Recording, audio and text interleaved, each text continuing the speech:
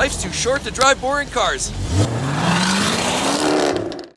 So do you think it's worth your time and money to spend on a pre-purchase inspection before buying your next sports or luxury car? You bet your booties it is, because I actually personally experienced that. Years ago, I bought a 911 Turbo. It was the last of the outgoing air-cooled cars, and I had to have it. It was hard to find. I just knew I wanted the car. But then I decided, well, should I just take the seller's word for it? He told me a few things, basically said the car was immaculate and it needed nothing. But I actually allowed my better judgment to prevail, and I decided to get a pre-purchase inspection. I asked him to deliver it to the local dealer. He did that. I paid the $200, and they went through it with a fine-tooth comb. Well, coincidentally, this gentleman was asking $40,000 for the car, but to my chagrin, after the car came out of inspection, there was a whole laundry list of items that it actually needed. For example, so here's a newer version of a Turbo similar to the car I owned. Now, at first glance, initially looking at the car from the top, it looked super clean, wonderful. There weren't any obvious signs of leaks or oil on the ground, but after the dealer had a look at it, this mirror was a problem. It was slightly loose. That ended up costing me about $500 to fix properly. Then they told me there was a whole host of issues with oil leaks. Oil return tubes, there was a thermostat leak, valve cover leaks. So there was a whole bunch of leaks. The estimate was pretty substantial by the dealer to actually have all those leaks rectified. On top of it, I had the AC compressor not working. That was also identified.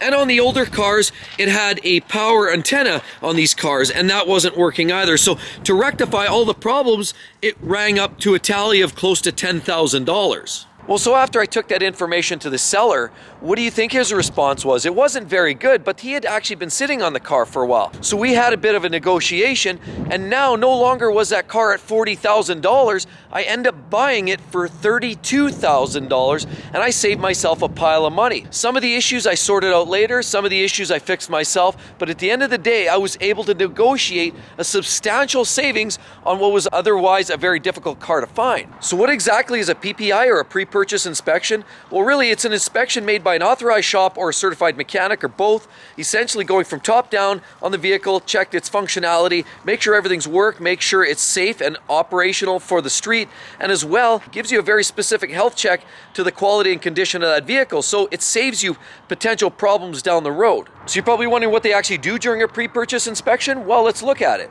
First thing, the vehicle has to be roadworthy. So the mechanics are basically going to check all the lighting, make sure the lights are working, signal lights, marker lights, all of those lights are working front and back. They're going to apply the brake, make sure brake lights are working there. Make sure the wheels aren't bent so that they're smooth operating, that the mirrors are intact, because these are legal obligations to driving down the street. And then they're going to do a road test, and they're going to make sure that everything's working. You're definitely going to want to do that because the modern vehicles have so much electronics and technology, and it's very expensive to repair. You want to make sure that everything from mirrors to windows to sunroofs to air conditioning, all of the safety features that are electronic by nature. You also want to make sure the infotainment system, stereo, electrics, like you may have wings that are hydraulic or electric. You want to make sure everything is working electrically, mechanically, hydraulically. They also want to make sure the vehicle tracks straight when the mechanic's driving it down the road, that it doesn't veer off to one side or the other. They're going to try a hard acceleration to make sure that the transmission shifts very smoothly and cleanly. You're also going to make sure that the engine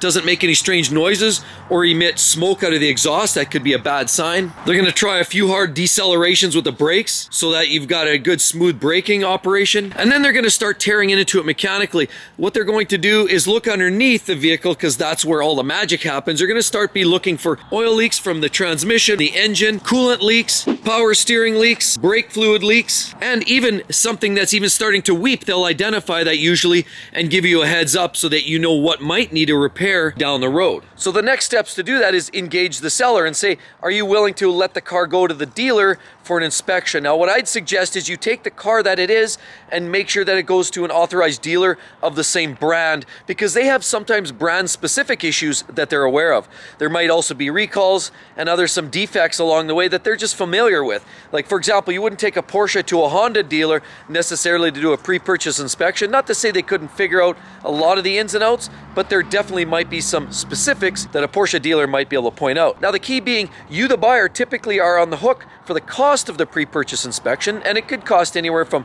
$100 to $200-$300 or even more. So a couple of the checks that you may find as optional that a lot of people opt out of are to do compression checks and leak down tests. Now a lot of people opt out because if an engine's running smoothly, it's not emitting smoke, not making strange noises, and it seems to provide all the power you expect, often it seems like a nice to have. But compression test is an extra cost that you may want to engage in if you question whether the engine has any problems, or possibly if you're concerned because it's a very expensive engine and you want to ensure its overall health. Compression check, what they do is they unscrew one spark plug at a time, thread in their compression check, crank the ignition with the fuel cutoff, and it pumps up the compression. And what you end up with is a value, 150, 180 pounds, 200 PSI. Whatever it is, you want to see consistency across the board, and typically you're going to see within 10% of each cylinder, and that would typically tell you a good healthy engine. It's actually the consistency between cylinders that's more important than the actual numbers, because that does tell you if there's any anomalies, like whether you've got valve issues,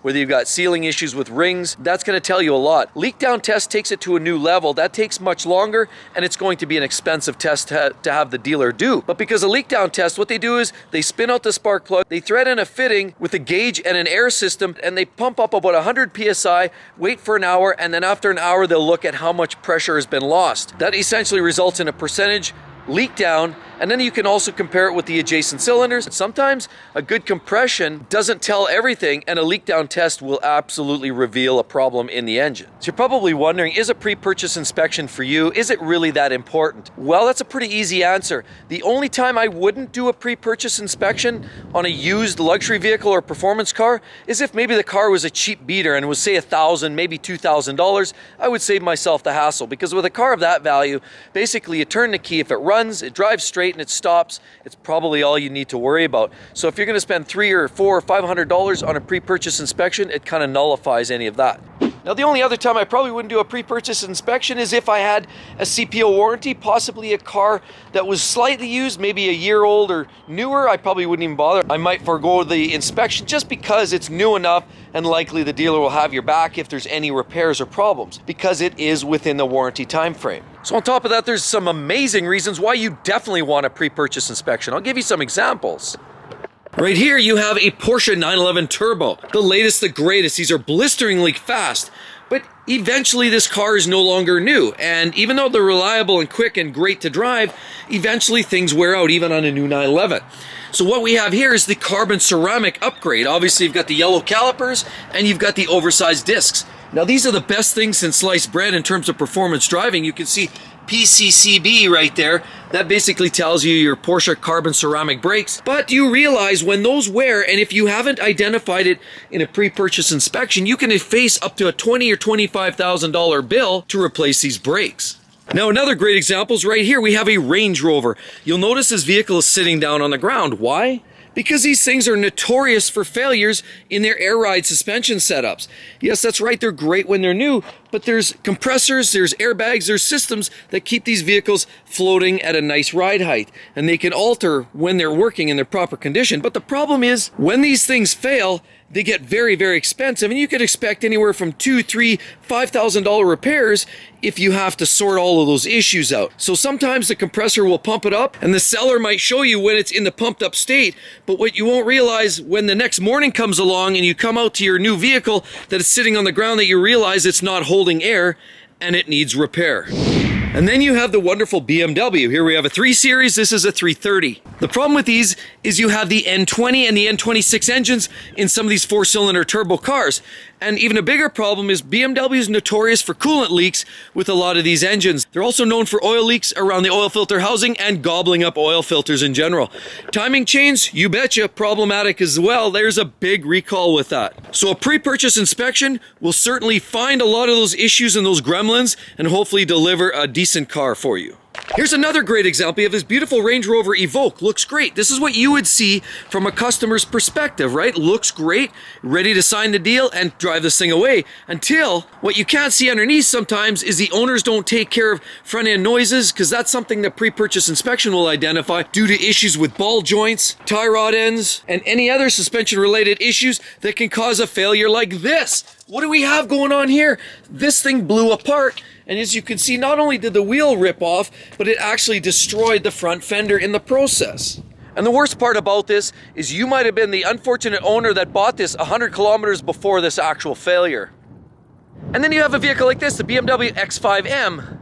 And this has the S63 as well as the 50 series cars. The non-M versions have the N63. They're both 4.4 liter V8s, twin turbos with turbos mounted in the V of the engine. Now, is that a problem? Not from the driver's standpoint until you got to pay the bill. These cars are known for heavy oil consumption because the cylinder heads in these cars tend to start to roast because the turbos cook. And so even there's a TU upgrade for some of these 4.4 liter twin turbo engines, that doesn't change the fact that they start to quickly burn oil if you look at an older versions of that engine. And a pre-purchase inspection might be able to identify some ongoing issues, as well as even a timing chain problem, because timing chains start to make noise, and that's another issue with some of these V8 BMW engines. So they're absolutely amazing to drive, look at, and experience until you got to pay the tally. But right here we have another one. This is a Honda Odyssey right there. Sure, it's not a luxury vehicle, but as an example, these actually have a track record of bad transmissions in them. Believe it or not, Hondas are generally very reliable,